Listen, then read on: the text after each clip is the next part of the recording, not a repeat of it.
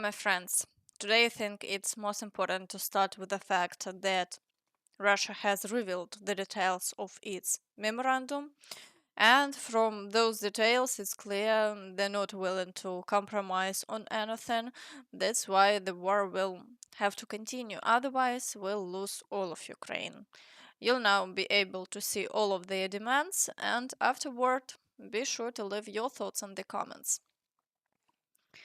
First, international legal recognition of the inclusion of Crimea, the Luhansk People's Republic, the Donetsk People's Republic, as well as the Zaporizhzhia and Kherson regions into Russia.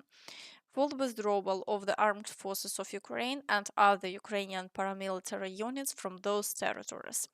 Second, Ukraine's neutrality, meaning its refusal to join any military alliances or coalitions, and a ban on any military activity by third countries on Ukrainian territory, including the deployment of foreign armed forces, military bases, or military infrastructure. Third, termination of and future refusal to enter into any international treaties or agreements that contradict point 2 above. Fourth, confirmation of Ukraine's status as a non-nuclear state and its rejection of any other weapons of mass destruction, including a direct ban on their acceptance, transit, or deployment on Ukrainian soil. Fifth, establishing limits on the size of the armed forces of Ukraine and other military formations, as well as caps on weapons, military equipment, and their technical specifications. Disbanding nationalist formations within the armed forces and National Guard of Ukraine. Sixth, ensuring the full rights, freedoms, and interests of Russian and Russian speaking populations, granting the Russian language official status. Seventh, a legislative ban on glorifying or promoting Nazism or neo Nazism, disbanding nationalist organizations and parties. Eighth, lifting all current and rejecting any future economic sanctions, bans, and restrictions between Russia and Ukraine. Ninth, addressing all issues related to family reunification and displaced persons. 10th, waiving mutual claims related to damages caused by military actions. 11th, lifting restrictions on the Ukrainian Orthodox Church. 12th, gradual restoration of diplomatic and economic relations, including gas transit, transportation, and other connections, including with third countries. Unfortunately, friends, that's not all. I think everyone already knows that yesterday Russian government announced they had proposed two options for stopping the war for 30 days. Here is what their memorandum says. Option 1, the start of the complete withdrawal of the armed forces of Ukraine and other Ukrainian paramilitary units from Russian territory, including the DPR, LPR, Zaporizhzhia, and Kherson regions, and pulling them back to a distance from Russia's borders agreed upon by both sides according to a formally adopted provision. Option 2, a package deal. A ban on the redeployment of Ukrainian forces and paramilitary units except for movements aimed at withdrawing them to an agreed distance from the Russian border. A halt to mobilization and the beginning of demobilization. Stopping foreign military supplies and aid to Ukraine, including satellite communications and intelligence services. Removal of all foreign military presence from Ukrainian territory. No foreign specialist should take part in combat on Ukraine's side. Guarantees from Ukraine to abandon sabotage and subversive activities against Russia and its citizens. Creation of a bilateral center for monitoring and enforcing the ceasefire regime. Mutual amnesty for political prisoners and release of detained civilians. Lifting martial law in Ukraine, announcing the date for presidential and parliamentary elections in Ukraine to be held no later than 100 days after martial law is lifted, signing an agreement to implement the provisions outlined in the first sections, sequence of steps and timeline. Begin drafting the agreement, announce a 2-3 or more day ceasefire to collect bodies from the gray zone. Ukraine unilaterally hands over 6,000 bodies of Ukrainian soldiers, sign a memorandum on ceasefire with fixed dates for implementing all terms and setting the date for signing a future final settlement agreement. Then comes the main agreement. A 30-day ceasefire goes into effect once Ukrainian forces begin withdrawing. During this time, all Ukrainian units must leave Russian territory and all package deal points must be implemented. Elections are held and government institutions are formed in Ukraine. The final agreement is signed. The signed deal is approved by legally binding UN Security Council resolution, ratification, entry into force, and full implementation of the agreement. Friends, this is what full capitulation of Ukraine looks like. This is exactly what the Russians wants. For us to simply lay down our arms, retreat from 4 regions, hold all foreign arms supplies to Ukraine, and reduce our military to a minimum. And on top of that, change the government, which most likely would have to be pro-Russian. As we can see, nothing has changed. But Zelensky made it clear that the Russian leadership are idiots.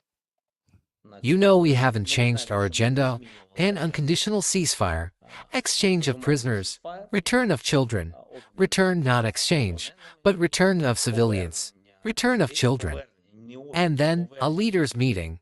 As for the leaders' meeting, Umarov told me they think it's realistic to work toward that for the end of this month or the beginning of next. I'm just sharing the information I have. And basically, they don't see any ceasefire right now. Regarding the ceasefire, they say they're ready for a 2 or 3 day truce just to retrieve their dead from the battlefield. I think they're idiots. Because a ceasefire should exist so that people don't get killed. So you see their mindset to them. It's just a brief pause in the war. That's why I really want our American partners to take strong steps and push the sanctions package through the Senate to pressure the Russians into a real ceasefire with tough sanctions. We'll see now what Trump says about this memorandum, but the situation for Ukraine is extremely grim with major problems at the front and no signs of the war stopping. So far, the only thing the White House has publicly stated is that Trump agrees to a three-way meeting between Zelensky, Putin, and himself. Trump is ready to accept Erdogan's invitation to hold trilateral peace talks in Turkey with the leaders of Russia and Ukraine. But he wants both leaders and both sides to sit down at the negotiation table. And we saw today how they agreed to that at President Trump's request, said White House Press Secretary Caroline Leavitt. Apparently, the Russians are open to working on this, and there is a chance that this meeting could happen by the end of this month or the start of the next. But how much more territory and how many more lives Ukraine will lose in the meantime, that's anyone's guess. Friends, be sure to share your thoughts in the comments. Now, let's move on to the situation at the front. And it seems that any hopes for the war to end in the coming years are quickly vanishing. Starting with the Sumy region, unfortunately, Russian forces are making progress there and are trying to establish a buffer zone along the border.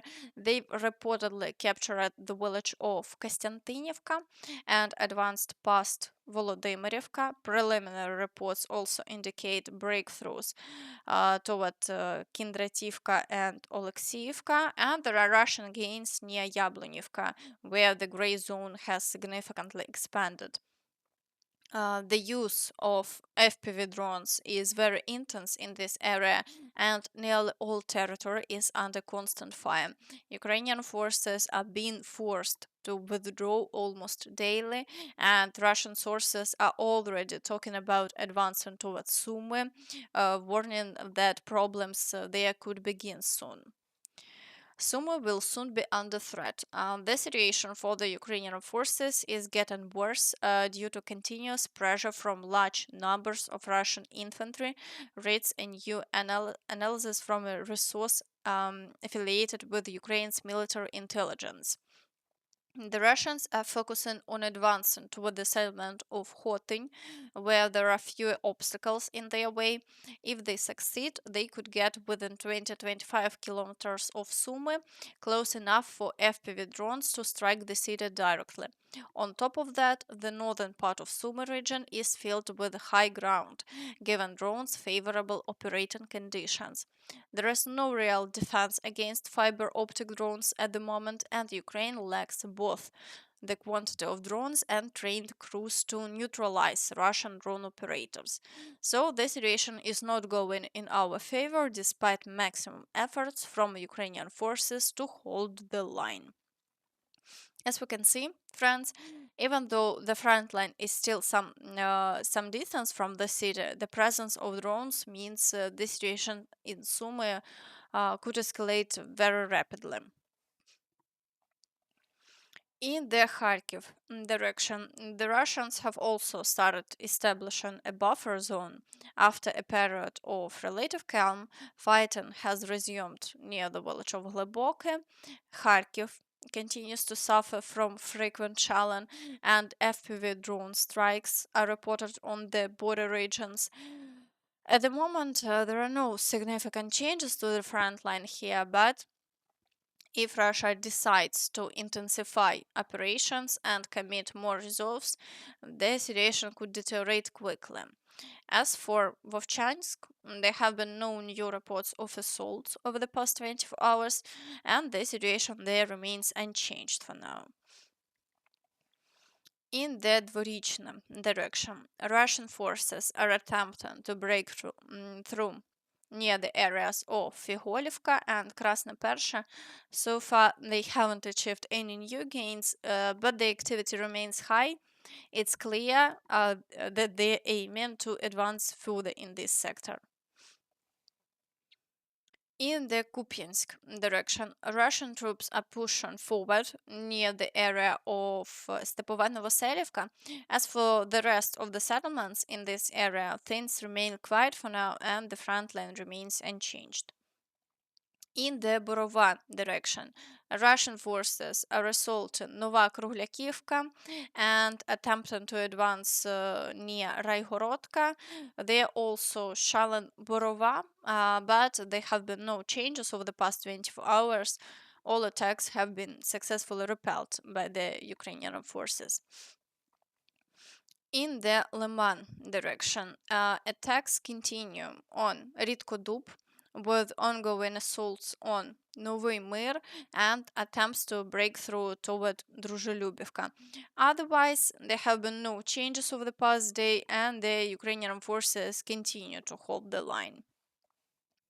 In the Siversk direction, Russian forces are assaulting Grigorivka, advancing toward Yampel through the Serebryanka forest, and carrying out shelling in the area. Drone activity here is extremely high, but the front line has remained unchanged over the past 24 hours. In the Chasiv Yar direction, Russian forces are pushing into the central part of the city, assaulting Bila Hora and Deliivka and advancing across the fields near Donetsk. Heavy shelling continues on Kostantinivka and reports indicate that strikes on Kramatorsk have intensified both by drones and missiles with injuries reported.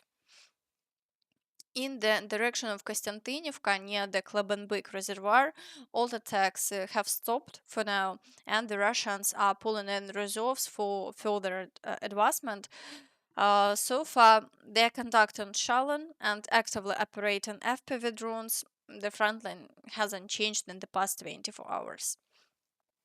In the direction of Pokrovsk, the Russians are assaulting Popyv Yar, Malinivka, Mirolubivka, Udachne, and Novosargivka. There is also a large amount of ongoing shelling here, but so far the front line is holding steady.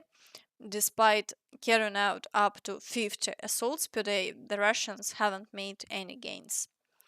In the direction of Novopavlivka, the Russians are assaulting Novomykolaivka to reach the border of the Dnipropetrovsk region and establish a foothold there.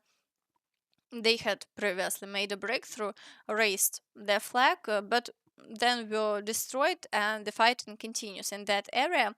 Similarly, the Russians are breaking through near Oleksiivka, the village of Bogatyr, and Odradny, but the front line hasn't changed in the past 24 hours. In the direction of Velika Novosilka, the Russians are assaulting Vilne Pole, Zelene Pole, and Novopil.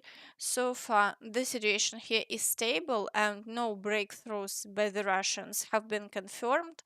We are waiting to see how the situation develops next.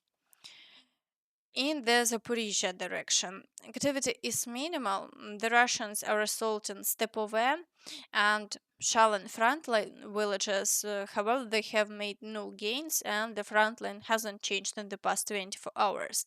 Meanwhile, the Ukrainian forces struck in the areas of Takmak and Melitopol. It was reported that ammunition exploded near Takmak, and there were strikes around Melitopol, after which the power went out, but details are still unavailable. In the Kherson direction, only shelling of the right bank continues, and the front line hasn't changed in the past 24 hours. And Medinsky commented again on the situation with the bodies of fallen Ukrainian soldiers, saying they have 6,000 bodies, indicated heavy losses on the Ukrainian side. We have more than 6,000 bodies. For reasons of humanity, we propose to return these bodies to the Ukrainian side so families and relatives could bury them properly there in a Christian way, however they see fit. Those we could identify, we did. A large share are identified. Whether they have such bodies, we simply don't know. If they do, they can also load them into our refrigerated trucks and return them. Overall, friends, please share your thoughts in the comments. And that's all from me. So please don't forget to like this video, subscribe to the channel, and hit the notification bell to stay updated on all the latest news. Now, thank you for watching and see you next time. Bye bye.